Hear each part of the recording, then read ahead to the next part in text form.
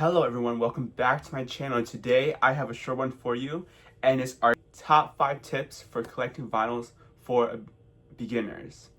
Don't know why I had to think about that, but let's just get right into it. Tip number 5 is be on a lookout for deals. Vinyls run pretty expensive nowadays, ranging from $35 to $45, and if you want to have an upkept collection or collect multiple variants.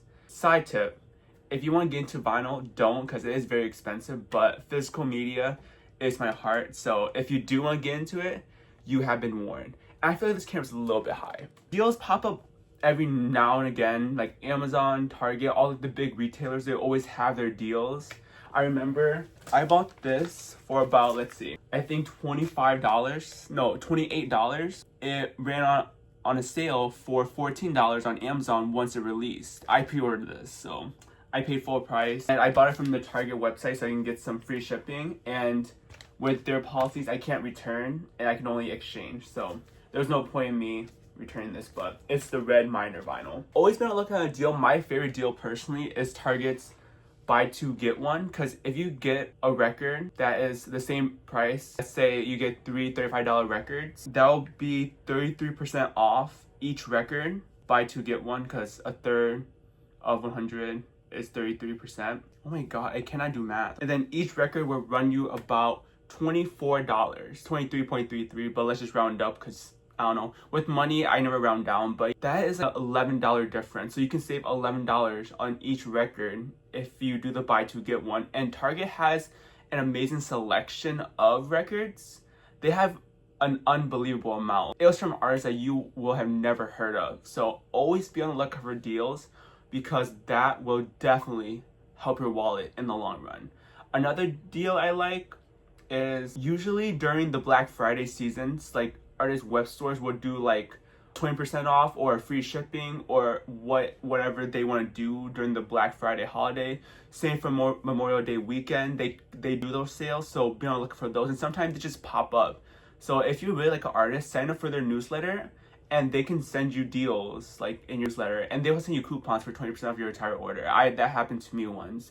I think with Sabrina Carpenter, she just sent me a code for I think either 15 or 20% off the entire store, which was really nice. Yeah, but always be on the lookout for deals, unless you're a trust fund baby. Still, if you even are a trust fund baby, I feel like you should still be saving money. Next, make sure you store your records vertically.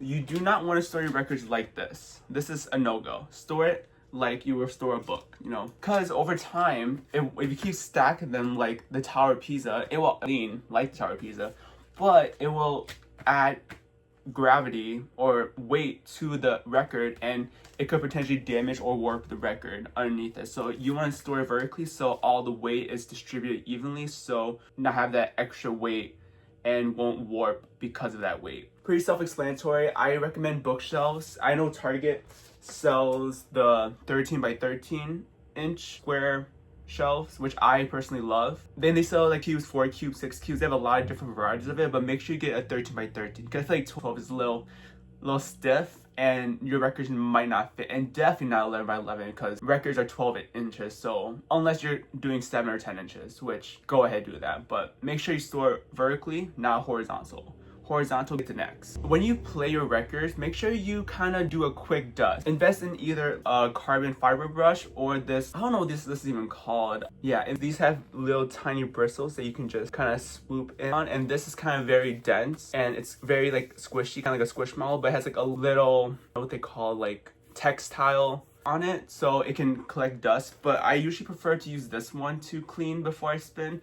So basically when you spin the record, you want to just kind of put this or this on it and let it spin so it can collect all like the dust that had been laying on the record before you played it.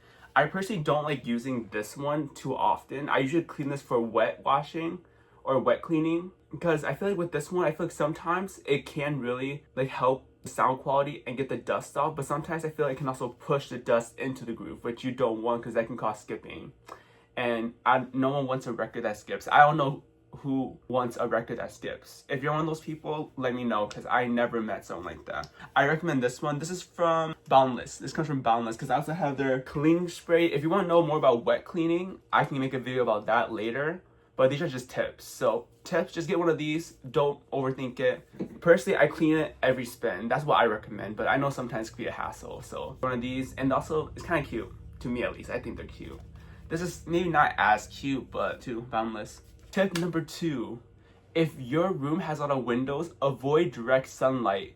If direct sunlight constantly hits this, if you know about sun bleaching, it can easily sun bleach your records, your sleeve, so it'll make it lighter in color, because that's what the sun does. I don't know the science behind it, but it will definitely deteriorate the quality of the front cover.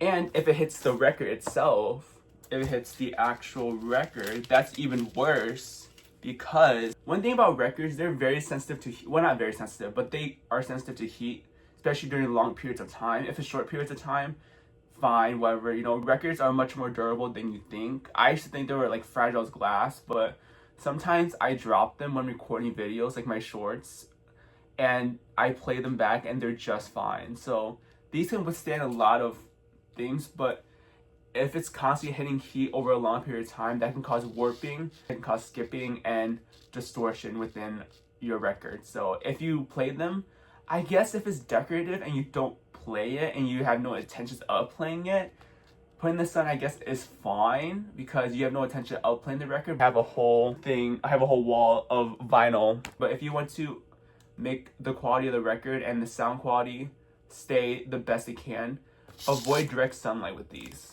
But my first tip, and the most important tip I will ever give someone, is I'm gonna use example. So we have Virgin from Lord. If you have noticed, it's been covered in a little sleeve, and also the record I keep in the back instead of inside. So the number 1 tip I would give you is make sure to use protective sleeves. So this is an anti-static sleeve, so you basically put the record in here, and it's for easy grasp. And also it helps prevent the buildup of static. And the outer sleeve right here, to first off put the hype sticker, because I love collecting the hype stickers that come with the records. I feel like they feel incomplete without it. Like I have the Target ones, and this will protect the outer sleeve, because at the end of the day, records are made of paper. Not records, oh my god. Sleeves are made of paper. And over time, if you keep touching it, keep like moving it, it's bound to have little dents, little wear and tear, because it's paper, So with these kind of plastic protecting sleeves, it will reduce the amount of damage that it will take and make the record sleeve last longer. And with this one, it will help reduce the buildup of static and not get your grimy fingers on the record. If you didn't know, you're not supposed to touch the grooves of the record. So you want to hold it like this. Let me take it out. You want to hold records like this, or you want to hold it like this. Anything to not touch the actual grooves of the record. You see my thumb is laying on like the record, not touching a groove. That's usually how you want to hold records. And then you want to just put them in this inner sleeve like this. And you put it in this inner sleeve so you can touch it wherever you want, because there's a sleeve of plastic protecting the grooves itself, so no grime and buildup can get in your records, and that can cause skipping and distortion if enough human oils and natural substances get into the groove. And then also you could put it in the back like this, in the back, right? And you don't have to get the inner sleeve, take the vinyl out and do all that. You can just go in the back, right? And just simply get the record. It's very convenient, especially with gatefolds and especially with trifolds. Like sometimes get the record is exhausting, and you can also stack them too. And also the inner and outer sleeve come in different varieties. So this one, I personally don't like using this type of outer sleeve. This is a gatefold outer sleeve, so you can open it up if it's a gatefold. I feel like they're very slippery, and I like to showcase my records. And sometimes when I do that, it opens up a little bit, then it falls down. I think it's just user error, or I didn't install these right. But yeah, if I put it on, sometimes it'll fall right down. So that's why I use just the single ones, but you can get the gatefold ones if you do want to open it up again. But what I was mentioning before, you can stack the records, right? So you can have one record and then 2 records like that right next to each other. So they're easy access. and you don't have to go in here and get these sleeves and take it out. Very simple, very easy. This is the other type of sleeve you can use. Personally recommend for the inner and outer sleeve, invest in vinyl. That took me a while to think of, but I recommend invest in vinyl. Those are my top 5 tips. Let me know if you want more tips, because I have a lot to talk about. And thank you for watching till the end. If you did watch to the end, if you just watched the number 1 tip, still thank you for watching. It's still some views. But yeah, I guys have a great day, and let me know what you want to see in the comments. And thank you so much for 700 subscribers. I really appreciate it. And personally, I don't look at views that much, and I don't look at subscriber counts that much, because I feel like it hurts my self-esteem. Personally, I compare myself to like other creators, but if you don't look, sometimes ignorance is bliss. And at the end of the day, I'm on a mission to create and not consume media, because I just want to be heard in a way, if that makes sense. And I just want to have a community to talk to. For watching, and thank you so much for getting me where I am right now. And it shows that the hard work that I have been putting out there, especially with my shorts, are paying off. And thank you so much. I'll see you guys next time.